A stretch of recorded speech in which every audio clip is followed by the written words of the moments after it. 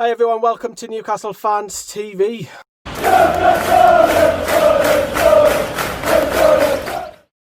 Yeah, hello everybody, how are you doing? It's Ari. So, I've just been driving, just heard the news earlier the night that another potential outbreak of coronavirus at the club. So, it doesn't look great, the tune at the minute. So, of course, we know a few players missed Friday's game. It doesn't take a genius to understand that there was a few players who weren't injured who missed out on Friday's game. Saint-Maximin was one of the players who was said to be injured. Whether that's true or not, who knows? But there is rumours, flying rumours, that a few journalists, such as Craig Hope, Mark Douglas, Luke Edwards-Knight, saying that there's been more of an outbreak today, that the club's training ground was closed over the weekend. It has been over Sunday and Monday, that there is fears that more players have contracted and tested positive for symptoms of coronavirus, which doesn't go down well for Newcastle because we play early again on Friday night against the team that's personally I'd love to see win, because history with the fans and everything going back to some on the time, etc. But it's worrying that all these players are contracting, because this is probably the first real time that the Premier League club have had this amount of players testing positive. And as the Premier League know, the show must literally go on for the Premier League. The rules state that if it drops to under 14, then yes, you can postpone your game. But at the moment, Newcastle don't have many players out injured. There's only a few. Saint-Maximin should be fit. You're talking Andy Carroll, how serious is his? It's not many. Poldum is back in training, so he's not actually injured. You've got Matt Ritchie back, the really only long term. You obviously got Dwight Gale, who's back. Dubravka's one, yes. And then you look around the squad and you think, well, who is actually long-term injury? Because if you look at with centre-backs, you've got all of them practically back now.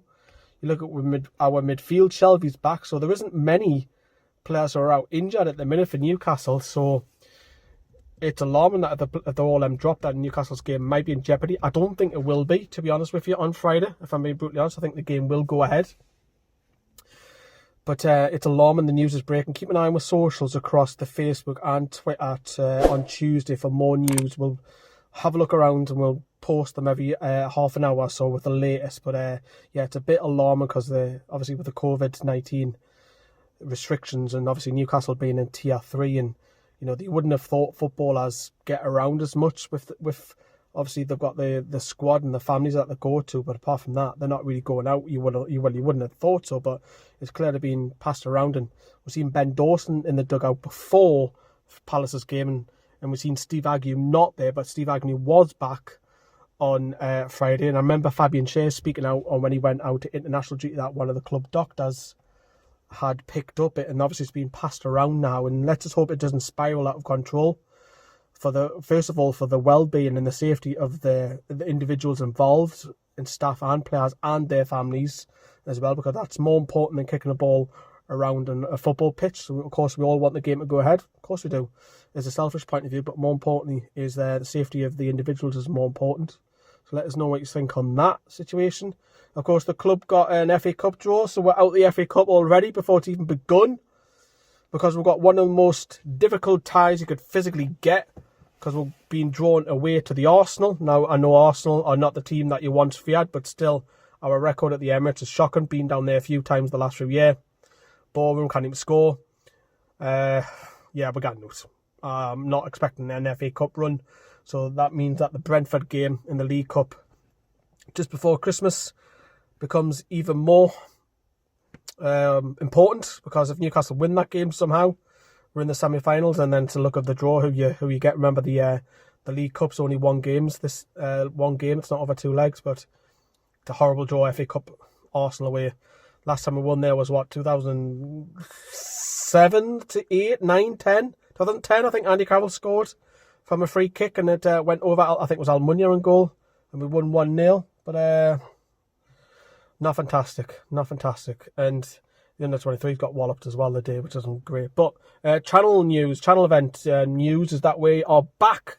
Yes, going live.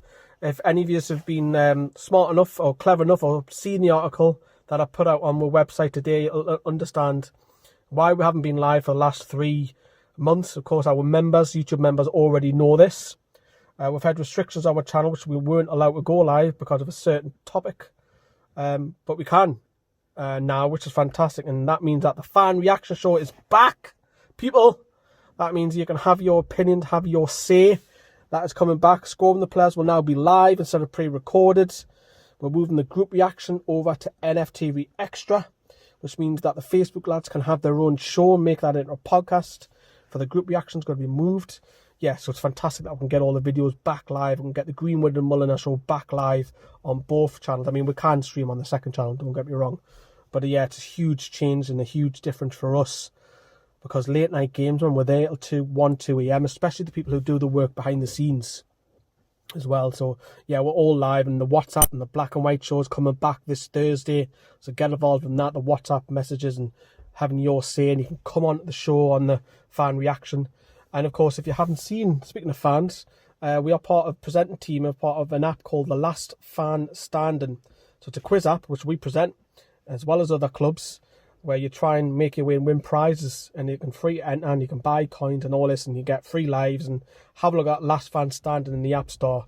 Can't even speak now, but yeah, that's fantastic news for us. Those little pieces of news, of course, as well. But that is it. Lament about the coronavirus. FA Cup, forget about that. And fantastic news about the channel news. Ta-da, everyone. Bye-bye.